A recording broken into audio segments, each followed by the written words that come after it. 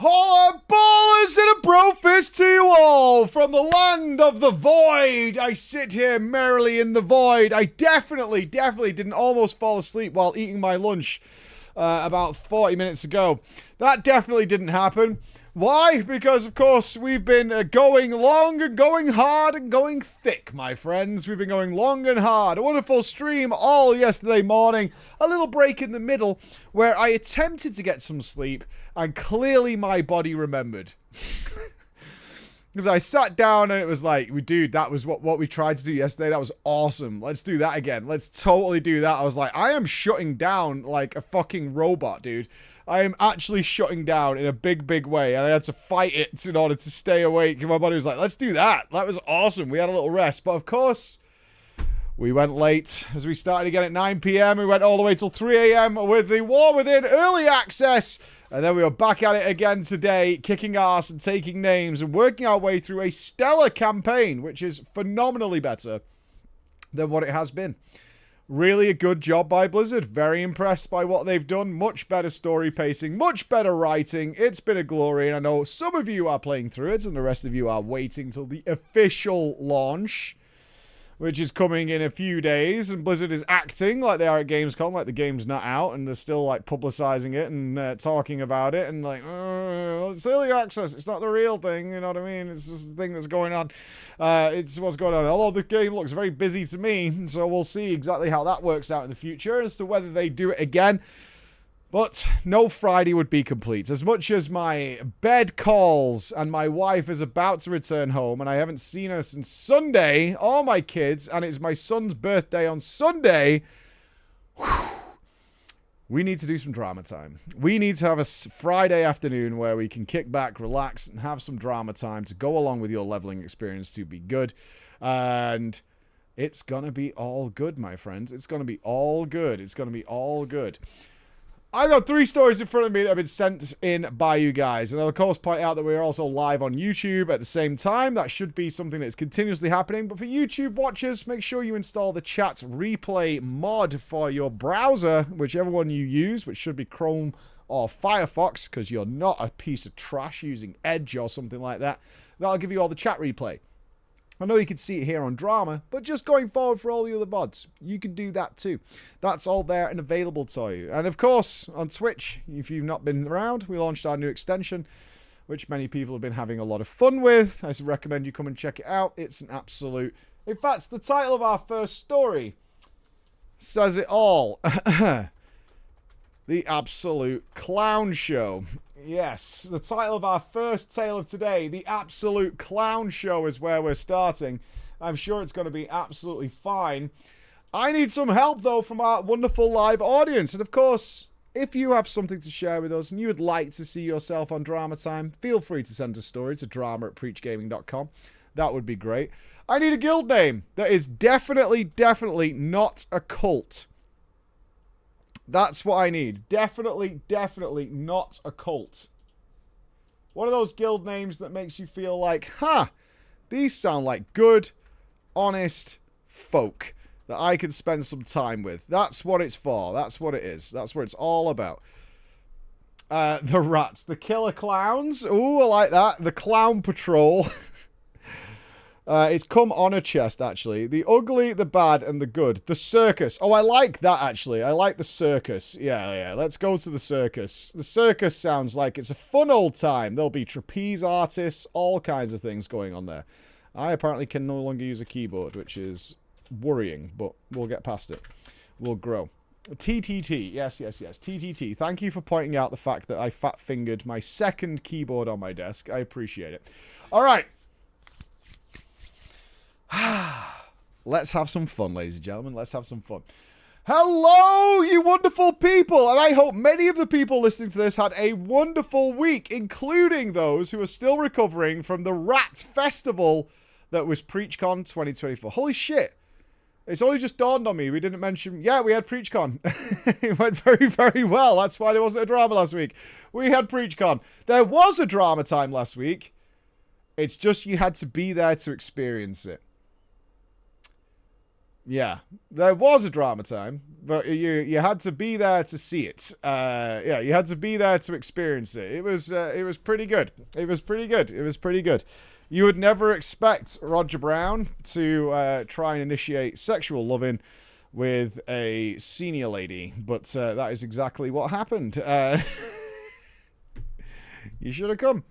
You should have come. You should have been there. You should have been there, but it happened. It happened. Yes, it did. Who is this Roger Brown? Anyway, I've never heard of him in my life. Beware of the Greeks, indeed. Ladies and gentlemen, I have a story for you today that doesn't require the trusty gavel. Oh. Well, there's more than one story today, so I'll put the gavel to the side. Sit back and enjoy, because we are not in World of Warcraft. Okay. The story I've got for you begins in the bountiful realm of Tyria. We are off to Guild Wars 2. Alright, the new expansion has just launched, and a lot of people asking me when I'm playing. I'm playing in a bit. I'm saving it, because obviously WoW came out 2 days later, and there's player housing in the new expansion. I need more than 2 days to piss about with that. So when we have some free time, we will be jumping into there. I played Guild Wars 2 for a long-ass time, my friends. I did the whole story. I delved into the depths of dungeons. I challenged some of the fractals. I even did full map completion. Nerd. Absolute nerd. Doing full map completion in Guild Wars 2 is the height of nerdery. That's extreme. That's a lot of content, man. That is a huge amount of content. No, it's not. It's not. It's not. You are a real nerd if you're doing all of that in there. Legendary man. It shows masculinity. It shows an absurd amount of free time to do all that, the map completion. That is an overwhelm. Unless you did it expansion by expansion, then I can forgive. But if you joined now and went and did it, holy crap. I admired the world. I loved the environmental storytelling of the game. But at some point, I stopped. And it dawned on me. I have done months and months of content in this game, but I have never joined a guild. The game is called Guild Wars. And yet the only thing I had done was race around in circles and take part in the wars. So, I decided this would be my next adventure, friends. I spent the next few weeks. I wasn't looking to pick up the first come Sally guild that was looking to get some people. I observed and assessed many. I looked at those that were advertising in the map chat, those that seemed to actually have things going on, but I didn't stay any of them for long because the vibe, the atmosphere, it just, wasn't for me. I was close to giving up on this dream. Perhaps Guild Wars, despite its name, was not the place to find a solid guild. But then I stumbled upon a guild called the Circus. They were an interesting bunch of fellas. The Circus was led by one single dude called Simple Turtle. He also had his officers and anyone else who had wanted to tag along, and they all progressed through the game, hoping to try everything the game had to offer before they would then, collectively, move on to other games, create the circus there, and begin the journey anew. Now, these guys had legacy. They had history, my friends. They had already tackled many of the big games. They had smashed through World of Warcraft. They had smashed through Final Fantasy XIV. They even had the circus in Path of Exile. And they did them all together as one cohesive, friendly unit.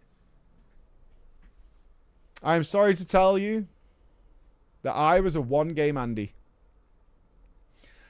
I admit... you sure I don't need the gavel here? I admit that I found it puzzling why you would want to try any other game if you were playing an MMO. Dude, bro. Because you don't need to do fucking map completion. Right? That's why. Because when you get to the point where you're doing full map completion in Guild Wars 2, it's fine to just go and try some other things. It's totally fine to just go and try some other things and have some interesting experiences. That's totally okay. Nevertheless, I decided they sound like a stable, cohesive bunch if they've been through all these experiences, so I'm going to join the circus. And I stayed with them. I stayed with them even when we had completed everything we wanted to do in Guild Wars 2. I was a part of the circus for over 12 months. And during that time, I met so many folks. But one day, I was told by some people that the guild... Oh, where can this go wrong? Our seasoned Drama Time veterans, where can this all go wrong with a guild with this much history? Moving server? No. Couples guild? No. No, no, no. Merging? No. They don't need to merge. They're going to take their guild to the next step. In fact, they do it annually. They annually take their guild to the next step. An inner circle? Good try, good try. Raiding? Yes. Mez has nailed it. It's the IRL party. They don't do it on the regular, but when they do, it's going to be a good time. Now, I was puzzled to find out the party that they were planning for that year was pretty close to where I lived. I, of course, wanted to go. I'd been here for a year. These were good people. I wanted to meet the people I was gaming with every day and the people who had become a part of my social circle, my community. Now, Mike, this might not come as a shock, but I have social anxiety. No, it does not come as a shock. I could generally talk to people online just fine, but when I was face to face, that was a different animal. The only time I ever talked to people IRL was when I was forced to work the till in a retail job. Now, despite all... Hey, I could tell you at PreachCon, we had a ton of people with social anxiety who created a safe area to relax and reset, and then they tagged each other in and out. It was awesome. It was so good. They're like, I need 5 minutes. Psh, got it. All yours. Now my turn. Let's go. It was all good. Every single fiber of my being was telling me, do not go. Don't do this. But I knew these people. I'd spoken to them every single day. They knew me, and I decided to go against all those vibrations. I booked myself a hotel. I got myself transportation. And then, realizing after I had paid the money that I would need to interact with people in the real world, I began to prepare myself for the event. Okay. Now, Mike, I know you're not an introvert. It's true. So you might be wondering, how does one prepare to interact with people if you're an introvert? Any clues from the live chat here who just had to go through this through PreachCon? What's the preparation process? How do you prepare on your own to interact with other people? Do you talk in the mirror? Meds? Jesus Christ. Bag on head. Yeah, the mirror would make more sense to me. Write down a list of things to say. That makes sense. Yeah. Think of topics. That's good. It can't be alcohol. You can't just get hammered. Especially if you don't drink regularly. You're just going to be fucked completely. Yeah, you're just going to be fucked. I could see writing down things, topics of conversation in case you can't think of what to say. That makes sense to me. Okay. Now, I have known other socially anxious people in the past, and it does depend on the person. But what I did was think of conversation starters. I thought of things I might use during the event and got some playing cards, and I got myself a mug with a funny message on it. You brought your own mug?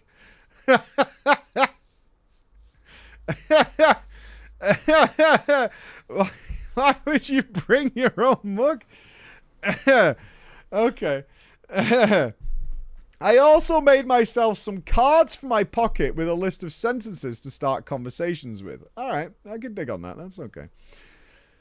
So, the clock kept ticking, my friends, and finally the time for the event has come. I got in the car. I arrived at the general location of the party. This event was taking place on the outskirts of a city, which I can only describe as Stormwind but poor. Stormwind but poor.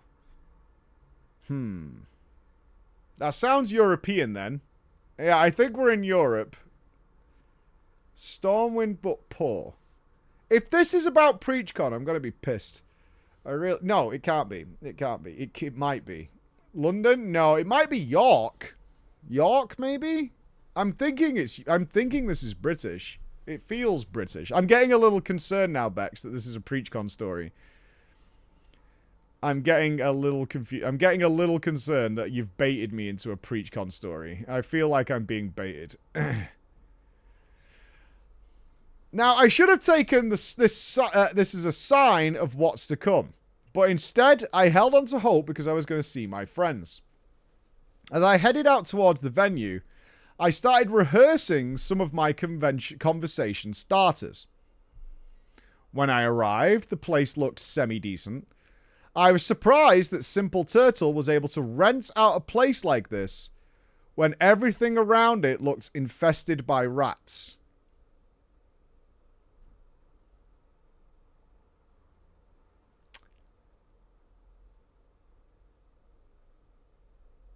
Uh-huh. Okay, this isn't PreachCon. I don't think so. As I neared the place, I could see groups of people in front of the building. Fuck off. Fuck off. I had to double check that these guys are from the circus. Could we rename this to the Crawlers, perhaps? Could we rename this?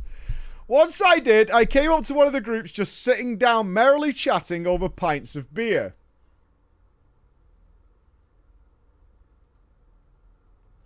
Then I just stood there, menacingly hovering over them.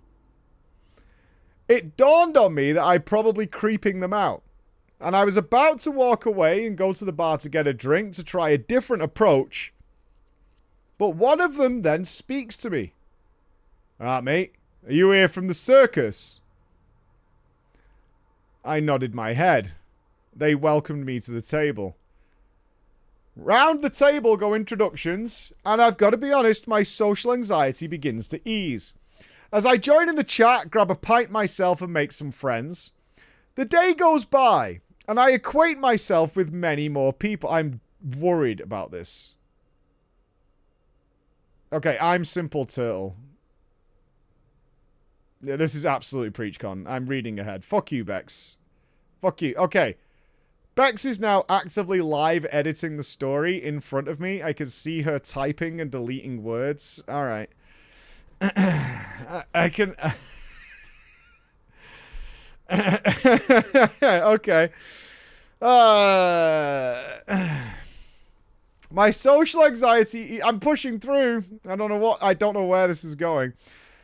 I grab myself a drink and I start making friends. The day goes by and I acquaint myself with many, many more people, including Keeves and Scrunchy. Some of them I recognize with their in-game names. As the evening began, Simple Turtle beckoned everyone into the venue to start the event. I was met with some neatly presented tables and chairs as I took a seat. I was curious about what is about to happen. After all, I had never been to an event like this before. I'll have you know, PreachCon started exactly on time, on the nose. The room fills up, and Simple Turtle walks to the stage.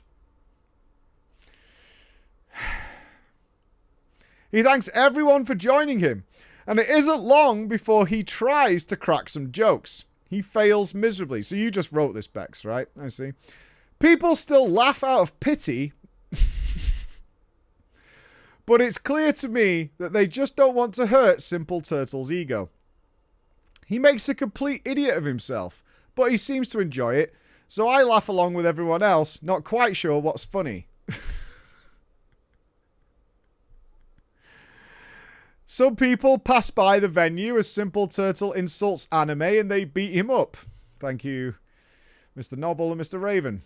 Everyone does laugh at this as Turtle lies on his back while people kick him in. They think this is scripted until one of the fighters picks up a steel chair and bashes him in the head.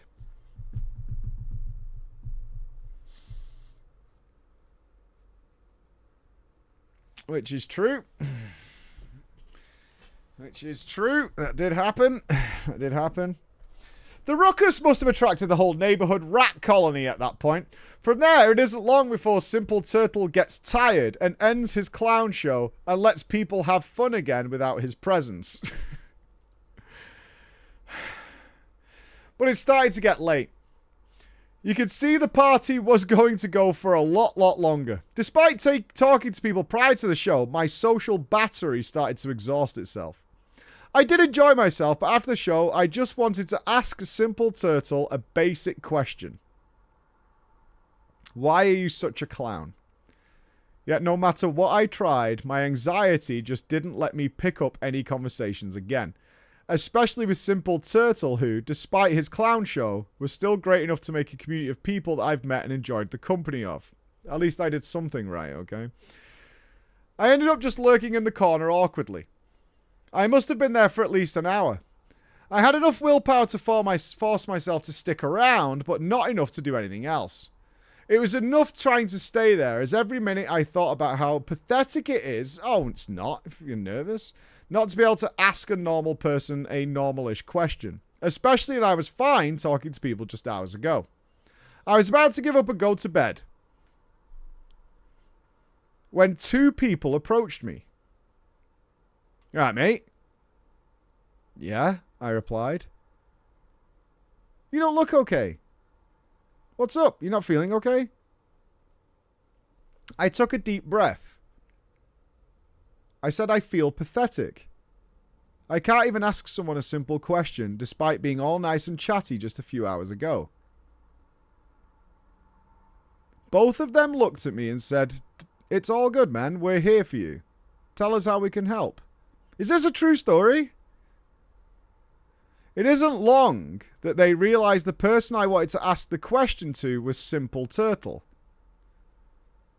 Keeves put a hand on my shoulder and oh, I do know who this is. I remember this happening. Keeves put a hand on my shoulder and beckoned me to follow him, while Scrunchy walked behind me. When we approached Simple Turtle, he was surrounded by people as usual. But that didn't deter Keeves or Scrunchy. After a few minutes, they got his attention and showed me to him so I could finally ask him the question I wanted to. I don't know what it was about that moment, but it made me cry. Yeah, I remember this. A couple of people that only shared an online guild tag with me and barely knew me decided to help me with my anxiety and help me reach a single goal without being judgmental. I took a selfie with Simple Turtle and ended up asking the question, which I just blurted out as, "Are you a clown?"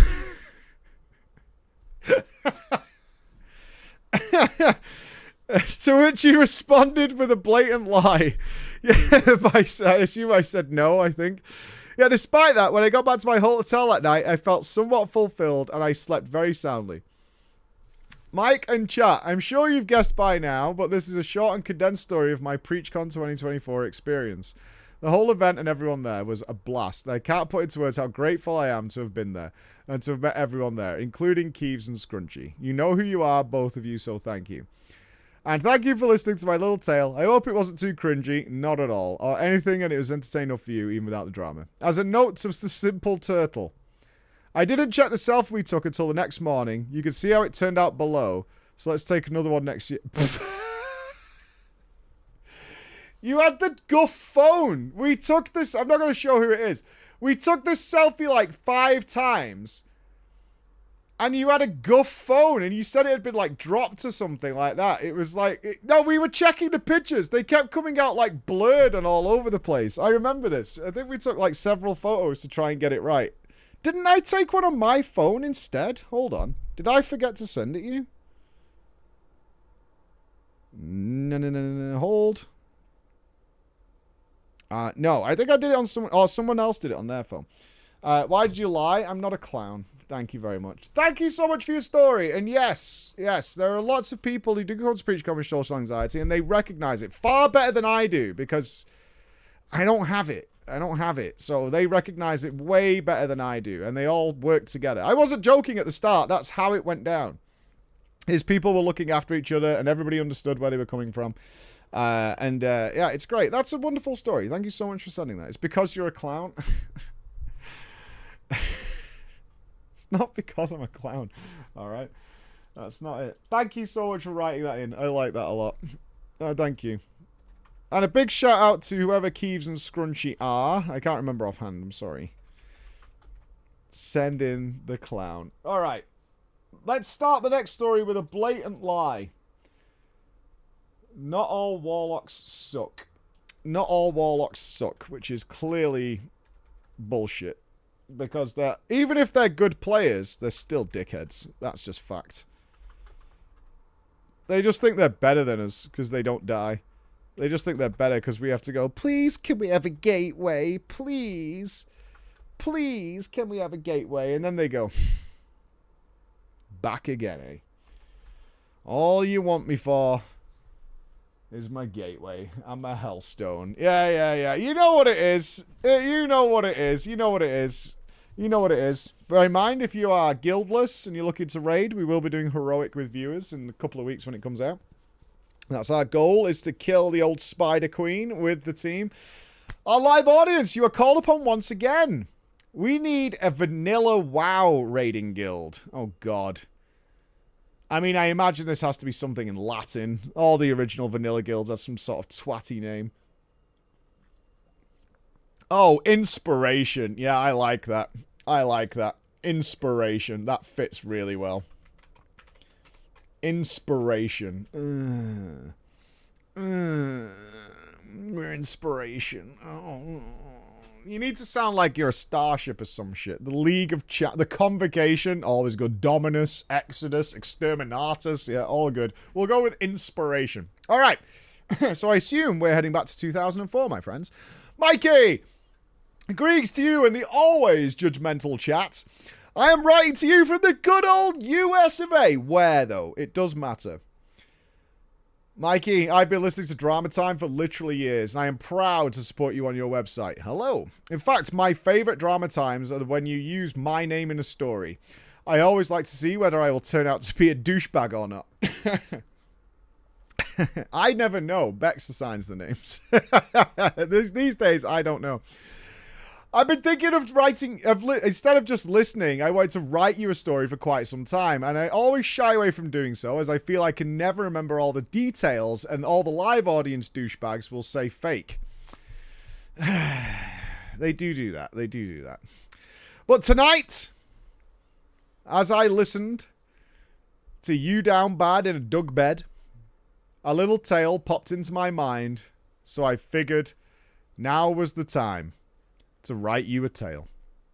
It begins in 2005, my friends, when my best friend Orethel finally convinced me to jump into World of Warcraft. It was a game that I had refused to touch for almost a year. In fact, the day it came out, he started pestering me about playing with him. I told him that game is stupid and full of fairies. I remember saying to him, why would I buy a game and they pay again every month to play it and you can't even beat it? That is the stupidest idea I've ever heard of in my life. You know, when you put it in that context, that is really stupid. But it is kind of worth, because we're still here 20 years later. Like, there's a lot of good times to be had. I mean, if you word it like that, it does sound bad, but at the same time, we're all doing it, and we're all having a good time. It's pretty good. There was no fucking way I was going to pay to play a game that I can't even beat. But he bugged me, and bugged me, and bugged me, and it took all the way to October 2005, and he won. My situation at work had changed to where I would work 2 days and have two on, 2 off. That meant that most of the time when I was off work, all my friends were working. So, I needed something to kill that time. I could have gone to the gym. I could have got a partner. I could have started studying for something else. But on the other hand, I could try out World of Warcraft. I have to say, that opening cinematic was incredible. I was hooked. And I couldn't wait to jump in. I made it to the character creation screen. But I hadn't considered, what the hell do I play? I didn't know what any of these things were. I didn't know what to do, and so I asked Orithel what server I should choose. He told me and then said I should play the Horde. And so, I would. It took me almost 4 hours to choose... Jesus Christ, dude. It took me almost 4 hours to choose a class. Where did he land? New player with no prior knowledge of World of Warcraft. Doesn't know anything. What's he choosing? Horde side. Hunter, Rogue. It's actually a little left field, honestly. I'm surprised at this. He goes a little left field. He goes Orc Shaman. That's a little out there for a first character. You don't usually see someone push that way. We've got a game changer here. Yeah, that's not a choice you would expect to see as a first character. Do you know, this is a true story. This is not in this story. My brother tried to sell me on swapping to Horde because I was originally Alliance. This is back in 2004. Because he told me shamans were like Jesus because they could walk on water. That was his selling point. Nothing about totems, nothing about Wind Fury or anything like that. I specifically remember it as like, shamans are broken. They can literally walk on water. Yeah, that was his selling point. That was his play. Orithel, oh, here we go. Orithel said, hold on. And he made a new character so we could level together and teach me the basics. 4 days. 4 days into playing, he told me that he couldn't do this anymore. He had to switch servers to join a raid guild. I didn't know what any of those words were, but from what he told me, it sounded badass. Oh, wait. Okay. Oh, God. They've been playing for 4 days. What level did him and his friend get this shaman to? 4 days.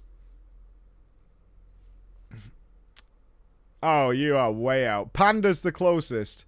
There I was, a level 6 Orc Shaman. 4 days. I feel like you spent 3 days running into a wall. The only way I can relate to this is I once let my kids play WoW. They died almost immediately, became a ghost, and just wandered off the entire map. So they were in Duratar, and I think, like, when I came back, they were a ghost in the Barrens or something. They were just fucking full lost. They had no idea what the hell was going on. They died to, like, a scorpion in the level 1 area, and just... They just fucking left, man. They just drifted off into the ether. I didn't want to get ahead. Oh, this is so cute. I didn't want to out-level Orithel. So I decided to make an alt. Oh... At level 6, he'll never catch up. It's impossible. There's no way. And I decided that I would make myself a Tauren Druid. Oh, Jesus Christ. Over the next few days, I managed to equalize both my Shaman and Druid as I got him up to level 6 as well. Oh, my God. Will you please... I beg. I beg. If you ever get a friend to play WoW fresh, please will you record the gameplay. I need to see it. I don't care if it's days long worth of footage. Record it in 720p or something. I just need to see it. I need to know what the hell is going on. I spent so much time just trying to figure out how do you play this game. Orithel would always reply to my whispers during his raids. I would send him questions. He would tell me what to do. And it didn't take long before I realized that Orithel was spending much more time on his other server rather than the server he had told me to play on. So, I decided I would server transfer as well. I made a fresh character on his server that he was raiding on. The problem was, my friends, I noticed he wasn't Horde on this server. He was Alliance. I then noticed that Shamans weren't available. The character that had taken me 4 hours to decide on didn't exist anymore. Jesus Christ. So I sent a message to Orithel. Oh my God. Okay, based on what we've heard so far, friends, what is the absolute worst class you can tell someone to play who's in this position? This person has been playing for 8 days and has collectively accumulated 12 levels across 2 characters. What is the absolute worst character you can tell someone to play? Interesting that this isn't overwhelmingly on one side. I am very surprised. Orthel said I should play the character that's doing the most DPS in his raid right now. A warrior. Never give a noob a warrior, man. Like, that is brutal. That is fucking brutal. That's rough. That is a bad day. That is like dragging your face across gravel. You thought they were easy? A warrior in vanilla? Okay. Okay, sure. Sure. Alright. Like, 2004 warrior?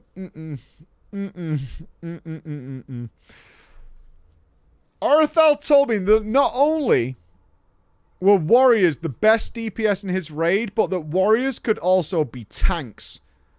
And that if I could learn how to tank, I would be unstoppable and everybody would want to play with me. And that learning to tank was going to be something I would need to do if I was to go and be a warrior. So, I made myself, I'm not even going to ask you guys, a Night Elf warrior, of course. I didn't know what tank meant, but I was willing to do whatever he said because he was a pro. He was raiding in World of Warcraft, which as far as I understood it, was the ultra high end of the game. So he knew what the fuck was up. Does Orthel play a mage? I feel like he plays a frost mage in vanilla. I don't know what it is, but I just got this sensation that he plays a frost mage in vanilla. It's a tingling. It's like a spider sense. I just detect that this knowledge is coming from a fucking frost mage in vanilla. Mikey, I can't tell you how long it took me. But I finished Teldrassil. Wow. And I went on the biggest adventure of my gaming life as I headed to a scary place called Darkshore. Ooh. Orthel told me Darkshore was shit. And that I should try and get to Stormwind so I could quest in the much better Westfall. You're going to send a noob from Darkshore to Stormwind.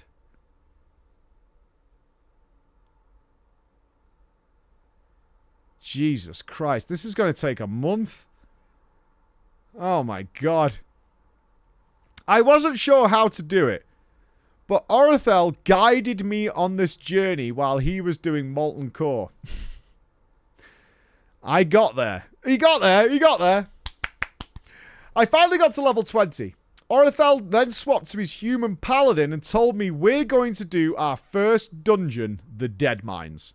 I was so excited. He had been telling me about dungeons and raids so much over the 12 months of tempting me into this game, and I was about to join the ranks of a... Oh, you think you're a raid? Oh, he's going to be a raider because he's going to the Dead Mines.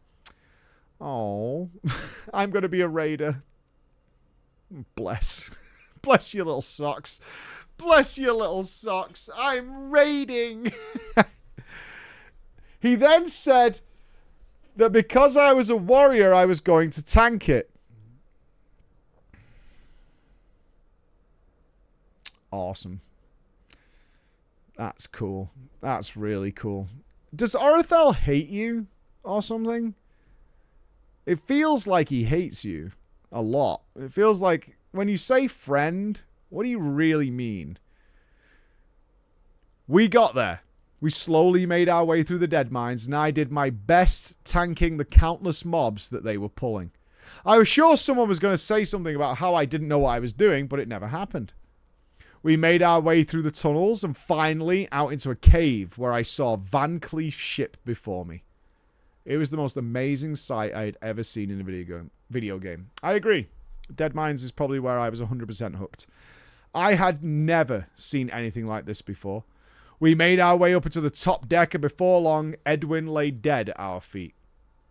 Orthel and I made our way back to Sentinel Hill, and it was clear to me then and there that I had fallen in love, and that I was going to be the best tank.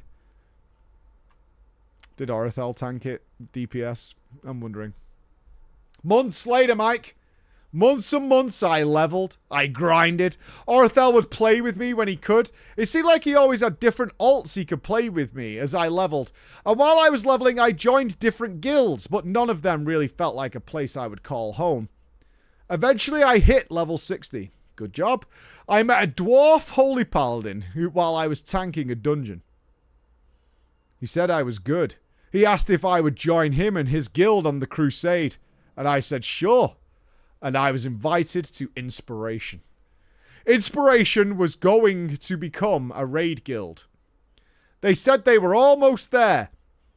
They were still just finalizing and adjusting their roster before they were going to step foot into Molten Core. Now, the people I met in Inspiration were great, and I was always being asked to tank dungeons. I felt incredibly popular and was having the time of my life. Tank, tank, tank, tank, tank for me, tank. Well, okay, every single cliche that should happen here is not happening, and I'm getting a little frustrated. Eventually, we recruited enough to get into Molten Core. Alright. They're not just gonna fucking dick around. We're going to Molten Core. I was in awe of what lay before me. The two molten giants guarding the entrance to Raggy's house looked so intimidating to me. I had never seen anything like this. It was so big. We slowly made our way through the raid instance. We killed a couple of bosses. Fair enough. In those early runs, I was brought as DPS because I didn't have the gear to tank. But it didn't take long for the raid leader to realize that I was a better tank than the more geared warriors in the group. And he wanted me to tank. You see, I am naturally a geek. I knew what stance dancing was. Whoa, our boy can break fear. Whoa! And since I knew how to stance dance, he needed somebody who could tank Magmadar so they could break the fear. Whoa, big dick coming in. Look at that. The ground's shaking. You got to press one button, then another one, and then press your third. But that's three. That's 3 buttons. Big shit. King shit going on. The ability to do this quickly made me leaps and bounds above the other tanks in the guild. And so, as soon as I tanked Magmadar successfully, I was promoted to a special main tank rank and was given warrior class leader. Holy fuck. I was in absolute heaven. I couldn't wait to finish work so I could get home, log in, play. I would log in. This isn't about me, is it? Have you baited me the whole way? Bex? Is this a fucking double bait? Have you just sat doing a creative writing class? I would log in almost immediately, be asked to tank a dungeon. I always said yes because I loved tanking and I loved dungeons. And as we got geared from Molten Core, no, I was a priest in Molten Core. No, it's not me. Okay.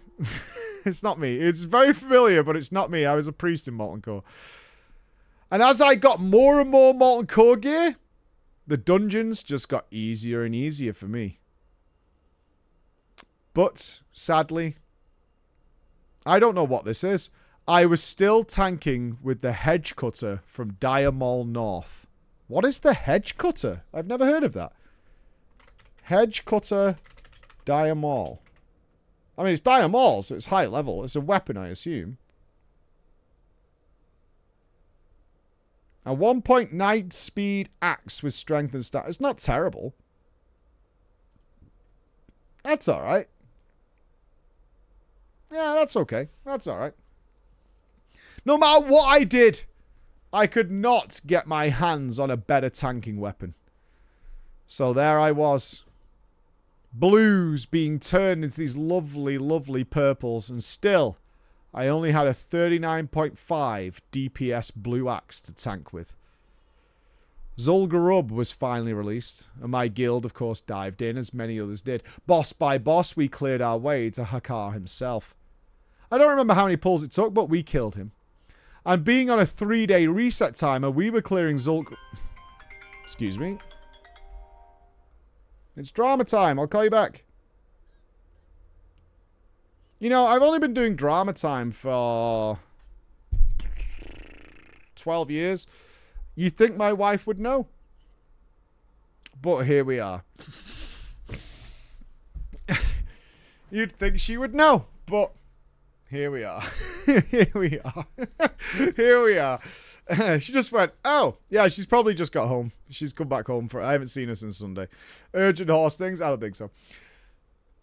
We were clearing, of course, Zul'Grub multiple times a week. Dude, am I the only one who ditched the Zul'Grub, like, really quickly with your guild? I did it, like, 7 times, maybe, and I could not wait to stop doing it. It was a fucking total waste of time. Anybody else with me like that in vanilla? It was always set up. It was always on the calendar, and they always wanted me as a healer, but I was like, I'm fucking done. I am super fucking done with this place. No, he was out of there quick. Yeah, I did it like 7 times. I was out. I've had enough. I eventually got the Aegis of the Blood God to replace my Draconian Deflector, but I still had no weapon. Week after week, clearing ZG and Molten Core, and I was stuck with my garbage blue axe. Eventually, we had gotten to the point where we had a spare Core Hound Tooth. Nothing wrong with the Core Hound Tooth. It's all right. And so I took it and began my tanking dagger journey. It did so much more damage, and it was purple. By the time Orithel had gotten Kel Sarar and his warrior, and so to help me in my chances of getting a better tanking weapon than the Core Hound Tooth, he showed me how to jump farm Diamol East. Once I learned how to farm Diamol East, that is what my life became. That is how I would spend my days in Azeroth. I would fill a group from my guild. We would spam Diamol East over and over again.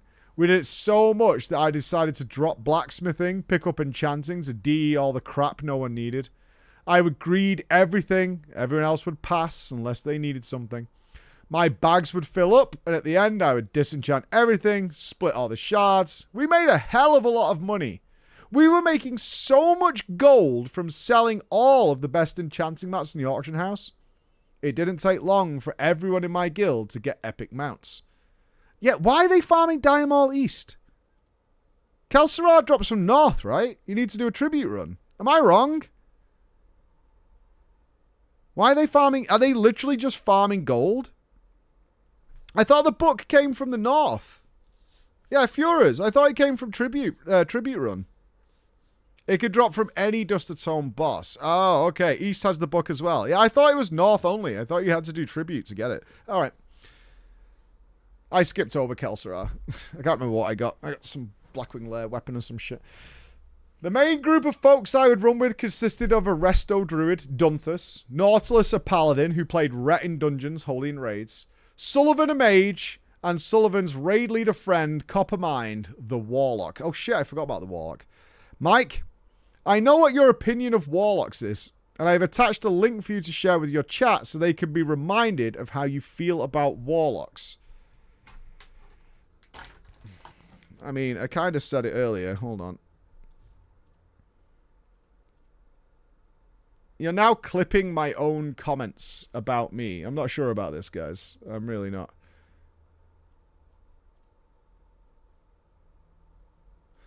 All right.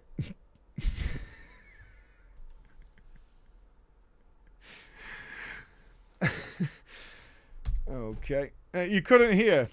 All right. Hold on. You couldn't hear. Don't worry. I'll give you again. I mean, it's not wrong, I don't think. All warlocks are bastards. You got it? I think you heard that one. Yeah. I think you got the point.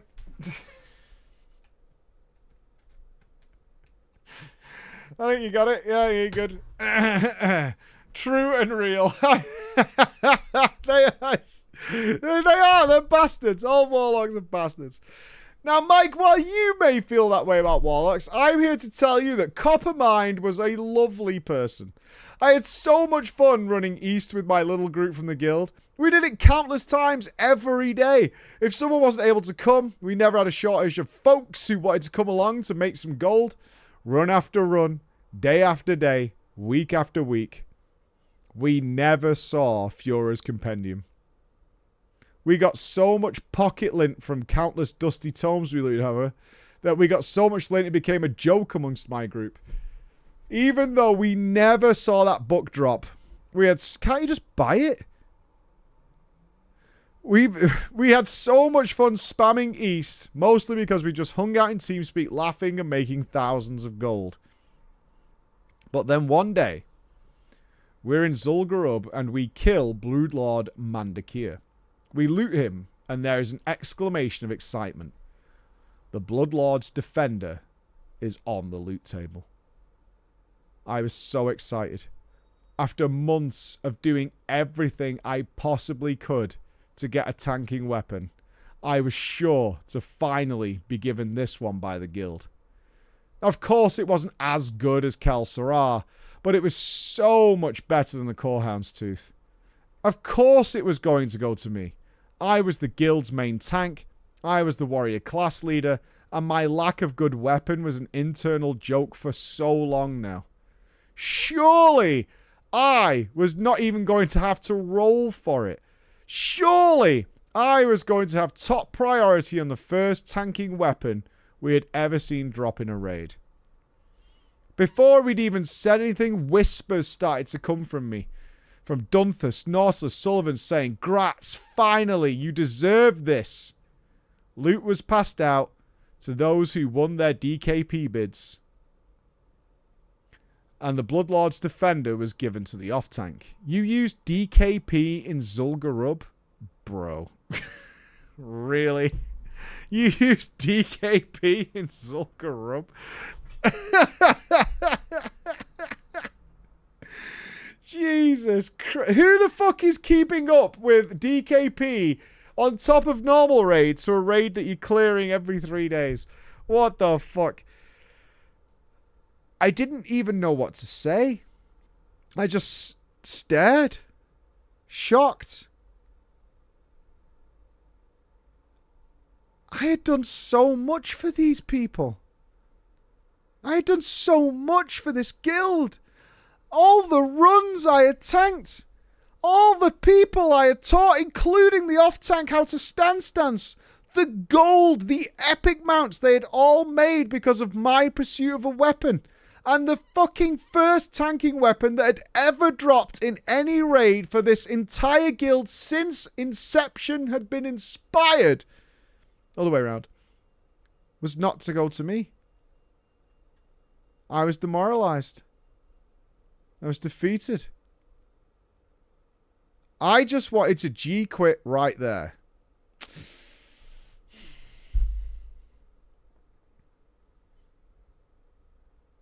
I don't think that's an inappropriate move. I actually do not think that's an inappropriate move at that point to be like, fuck this. Like, are you guys for fucking real? Right? Like, nah, fuck this. Fuck this. I'll go somewhere that I'm wanted, man. This is bullshit. This is bullshit. I don't think that in the period of vanilla, like now, no one would give a shit. There's loot raining from the sky. But in vanilla, where it can take months to get a weapon, and this guy has been like legit hardcore farming day in, day out to get any form of upgrade to help out his tanking for the guild. Yeah, I don't think it's inappropriate there to be like, I'm fucking out of here. Like, I'm not dealing with this. Yeah, I mean, it's certainly in vanilla, there are expectations. Your main tank always gets geared first. Like, if that first Thunder Fury doesn't go to your main tank, you leave. Like, that's part of the job. Is like, if I'm going to be main tank and tank everything, dungeons, raids, whatever, it always comes down to me. Yeah, there are certain things that come my way for that because it fucking sucks. Certainly in 2004. Not too bad in, like, the remade Vanilla WoW, but in the original times where you couldn't even really afford to respec. You couldn't farm. You couldn't do shit on a prot warrior. Everything fucking sucked. I wanted to ditch this bunch of paws and never see them again. I decided to take a democratic first step. I whispered the raid leader about the sword, and he said, Okay, what is the reasoning the raid leader gave this? Oh, come on. You're going to love this. This is fucking genius. This is genius. God, what's the reason? It's not DKP. It's not. I thought it was just DKP. It's not DKP. It's actually way fucking worse than that. Oh, there it is. Gigasaurus has nailed it. Yep. The off-tank has a weapon that says it does less DPS than the core Houndtooth.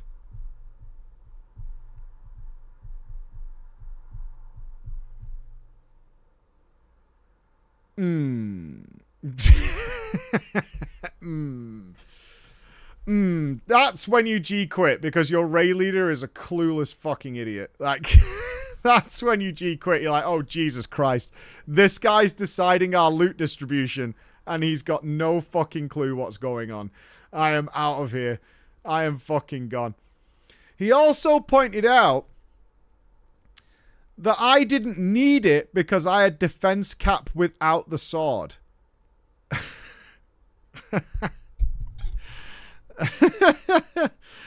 So what you're saying is I'm to be punished for having too much defense as the main tank. And that the off-tank hasn't bothered to get even the most basic of defense gear. So he deserves these Okay, I just double checking where we're up to on this. Is I am to not get loot because I'm... Okay, good. Alright. Mike, audience. I didn't know what to say. I didn't know what to think. From the perspective of a baboon's ass, I could see his logic.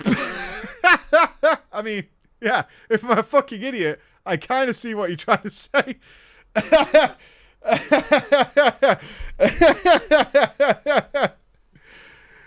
But it was still bullshit. And it didn't take away the feelings of betrayal that were coursing through my veins at that moment. While all this was happening in Whisper, the raid had just naturally moved on to the next boss. And so I had a choice to make. Do I shrug this off and just keep playing with these people who had become like family to me? Or do I rage quit and blow them off?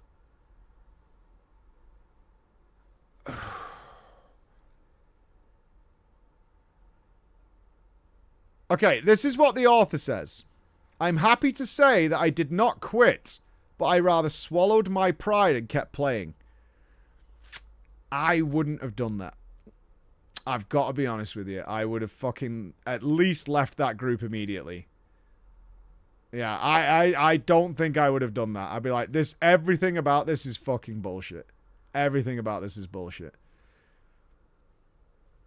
I tried to convince myself by saying, after all, we had now seen a tanking weapon drop.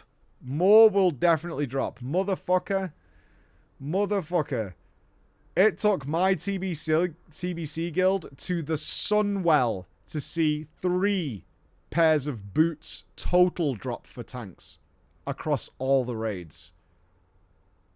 Everybody Wrath and Forward has no fucking idea what it was like. Especially in this GDKP world that everybody lived in vanilla. It was clown fiesta. Clown fiesta. Weeks and weeks went by. Well, to be clear, I have, what, like 90-something Onyxia kills in vanilla. I do not have the Transcendence Crown, and I was like the second in line to get it. It just never dropped. I never got the Transcendence Crown on my priest. Not one time. Never dropped. Never ever dropped.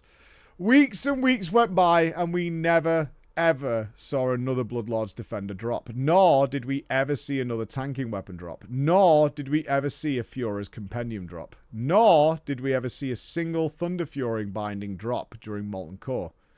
We did get several Eye of Sulfuruses. And with such bad luck on tanking weapons, I was convinced that I was going to finish out vanilla World of Warcraft with a fucking Core Houndtooth from Molten Core. One day after work, I logged on and immediately received an invite to a party from Dunthus. Naturally, I accepted and saw that I was in a group with Dunthus, Nautilus, Sullivan, and Coppermind. I was told to join TS, and as I did, I received a summon. Coppermind types in party chat, "Bro, check this out. Oh, I reply as I took the summon. When I loaded in, I finished logging into TS and joined the channel that all the boys were in. As soon as I loaded in from the summon, I saw that we were, of course, standing to the entrance to Diamall East. And so I knew what was up for that evening. I said, "What's up, lads?" on everyone on TeamSpeak, and Coppermind opened trade. I was ready to complete the trade, but I saw him put a piece of pocket lint into the trade window and accept it. I laughed at the meme and accepted the trade. "Cheers," I said, still laughing. Immediately, Coppermind opened the trade window, and in all its purple glory, Fura's Compendium of Dragon Slaying was placed into the window. His side of the trade window turned green, and I just stood there. I couldn't believe what was in front of my eyes. It couldn't be true. There was no way I was about to get my hands on this book that we had been chasing for months. I accepted the trade, and then I immediately opened my inventory, and there it was. Just sat in my bags. The book that I had spent at this point something like 600 hours farming. I was finally able to get a real tanking weapon. Coppermine told me they'd all gotten on and decided to come and farm for the book without me in the hopes of being able to give me a surprise after what had happened in Zul'Gurub. Naturally, we didn't go into East that night, but rather we went into North so I could start my quest. Within the next couple of days, my guild went and did our weekly Onyxia kill, and I had my sword. That warrior, Mike, was my main character from October 2005 all the way until Legion, to when I swapped to Ret, because I just had to be the next wielder of the Ashbringer. It didn't take long until I went back to that warrior, though. Oh, went back to tanking, this time on the Paladin. But sitting in my warrior's bank to this day is my Kel Sarah, my Thunder Fury, which is also a bit of a story and full of guild-shattering drama, and my most prized possession in all of World of Warcraft to this day, and I shit you all not. It's the little pocket lint that Coppermine traded me that night when he gave me Fura's. I have kept it in my bank for nearly 20 years. I want to thank you for reading this tale of mine. I want to thank Bex for passing this one through. And I hope Coppermind has shown that not all warlocks are pieces of shit. If Coppermind or any of my old guild recognizes this tale, I hope you're all doing well. Thank you for listening, and have a wonderful day. What a wonderful story. That is a good group of bros there. That is a good group of bros. I am confused if the author hears this. Why didn't you just buy the book? You were farming so much gold across months and months. Why didn't you just buy it? I can only speak for my server, but I think Fura's went for about 4,000 gold. I mean, it wasn't that bad if you had a good farming team going. Life is a journey. I'm just confused as to if you have got epic mounts. 4,000 between 5 people ain't that bad. It ain't that bad. Certainly back in the day, that's going to give you tank a badass weapon. I'm interested because they said they were farming east for months and months and making thousands of gold, right? That was what they said. Yeah. Look at Mr. Moneybags. I mean, if I did a lot of things for my guild back in the day as a priest. I wasn't the tank, I was the healer. So I healed tons of Diamall while people were doing shit and all sorts of stuff. Warlock mount, which was the most annoying shit in the world. All that stuff. I made a lot of passive income doing that stuff. I'm just kind of curious. But ladies and gentlemen, that does bring us to the end of drama time for today and this week. There will not be a stream tomorrow. We are celebrating my youngest son's birthday tomorrow, but there will be on Sunday. We will be streaming on Sunday, not on Saturday. It is family day tomorrow, and my family is busy doing things on Sunday, so we are streaming on Sunday. So I look forward to seeing some of you then to chill out, and we'll be doing our level 80 stuff. Should be a lot of fun. But yeah, that's the way it's going to be. I'm going to go home now. I'm going to see my family, I think, because they've been calling me while we've been doing the show. Other than that, I will see you soon. All right? Be good. Be awesome. Bye, everybody. Will the video play or will it do stairs? Let's find out.